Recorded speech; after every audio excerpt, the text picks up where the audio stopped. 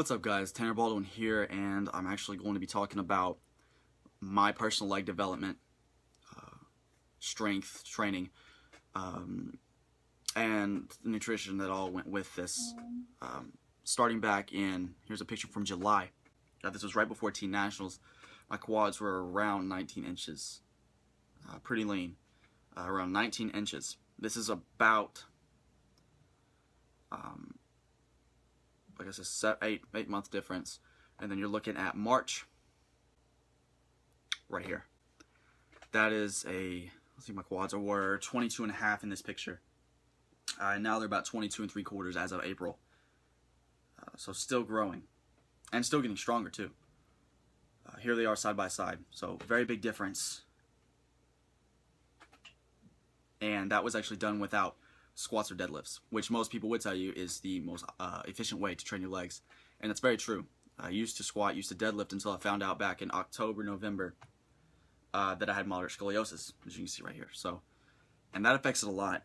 It's not extremely painful, but it's very uncomfortable, especially it compresses my back. My lower ribs will poke into my side, and I can feel it. It depends on how I sleep. Sometimes it's worse. It's just not fun to deal with, and I don't want to make it worse. There's no reason to make it worse. And I started back in November, switched up my leg training a little bit because of this. I found this out 2 weeks before the Kentucky Muscle, and I was training. I would do 6 to 8 sets of 20 on leg press, close, wide, close, wide. The closer and lower you go, the more you're gonna be focused on your quads.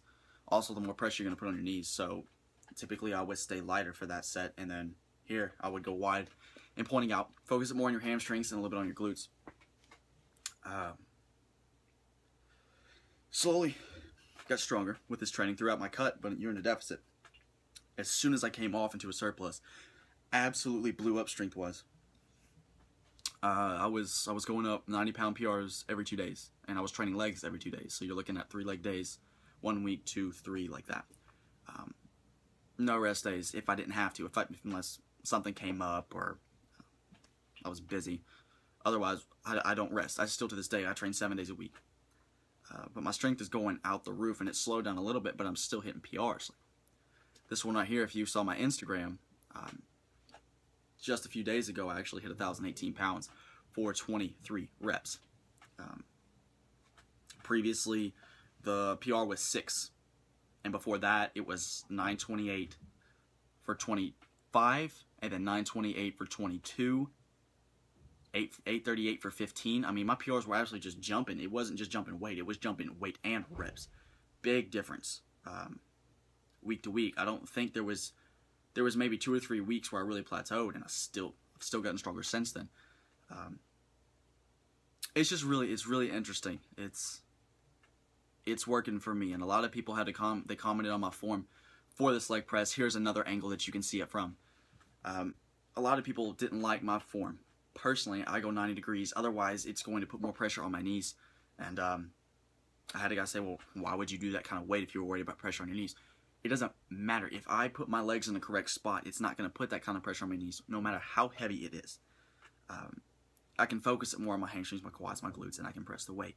It didn't bother my knees at all. I didn't feel any pressure on my knees whatsoever. If I go below, I'm going to feel the pressure on my knees. I could take it. I could put it on 4 plates on each side and feel pressure on my knees if I go deep enough or low enough. It's not about the weight for me. It's about form. So yeah, there was a couple reps that could have gone a little bit deeper. I like to stick with 90. I feel like anything below that is just, it's asking for an injury.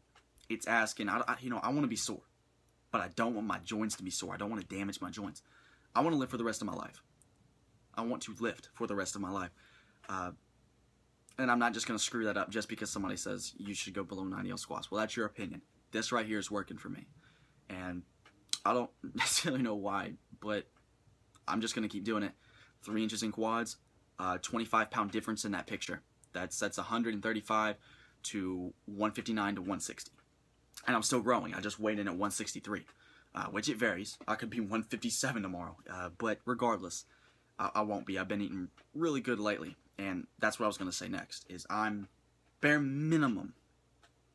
There are days where I had off days where I would hit 3,000 calories. That was the lowest. I wouldn't get below that, or 3,200. Always shot for 4 to 5. And I steady gains, 4,000 to 5,000 calories. Basically force feeding myself, waking up, eating the food, not eating clean either. I'm eating dirty, but I'm still remaining lean. If you see my Instagram posts, I haven't lost my abs or nothing. I can't. Making lean gains, making strength gains, and it's about that time again. It's time to cut again. So I'm looking at actually competing in about 8 weeks. All right, yeah, starting Monday, it would be 8 weeks out from Battle on the River in Chattanooga, Tennessee. That's the one I'm looking at right now, just so you guys know. But I just wanted to go through this and explain to you guys that, you know, some things work for people and they don't for others. And I don't know, I've really found the leg training that has worked for me, because it has actually made my legs one of my bigger body parts. They match my upper body now, and they didn't used to. And in my family itself, genetically, my whole family I have the biggest legs in my family, and I'm the youngest. Always had small legs. It's just one of those things, I don't know.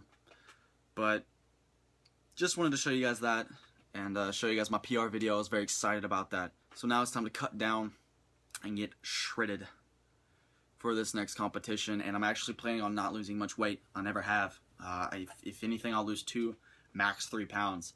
So that would only put me at 155 at the lowest. And that's what I plan to stay at, is 155 at the very lowest. So that means that I would be coming in 20 pounds heavier since T-Nationals in less than a year. 20 pounds heavier in less than a year, and 12 to 15 heavier than November Kentucky Muscle. So, making pretty steady gains, guys. Hope you enjoyed this video. Trying to make videos more frequently if I can, if I have anything on my mind. There's no reason for... I'm not going to make a video if I don't have anything on my mind or if nothing's interesting. I'm not going to bore you guys with stupid stuff, and I may be boring you with this stuff anyway, but if I have something on my mind, I'll put it out there. So, you guys have a good day. Go check out my social media, GTBFit99 on Twitter and Instagram, GTBaldwin on bodybuilding.com.